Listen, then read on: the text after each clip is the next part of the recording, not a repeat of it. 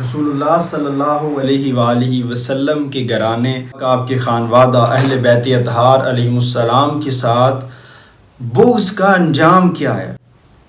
اگر کوئی ان نفوس قدسیہ کے بارے میں دل کے اندر برا خیال رکھتا ہے، میل کچیل رکھتا ہے، اس کا انجام کیا ہوگا؟ حضرت ابو سعید خدری رضی اللہ تعالیٰ عنہ روایت کرتے ہیں، اور اس حدیث کو امام ابن حبان نے اپنی صحیح کے اندر روایت کیا ہے۔ حضرت ابو سعید خدری کہتے ہیں رسول اللہ نے فرمایا والذی نفسی بیدہ لا یبغضنا اہل البیت رجل الا ادخلہ اللہ النار، اس ذات کی قسم جس کے قبضہ قدرت میں میری جان ہے، ہم اہل بیت سے کوئی آدمی نفرت نہیں کرتا مگر یہ کہ اللہ تعالیٰ اسے دوزخ میں ڈال دیتا ہے۔ یعنی ہم سے جو نفرت کرے گا اس کا انجام یہ ہوگا کہ اللہ تعالیٰ اس کو جہنم کی گہرائیوں کے اندر ڈال دے گا۔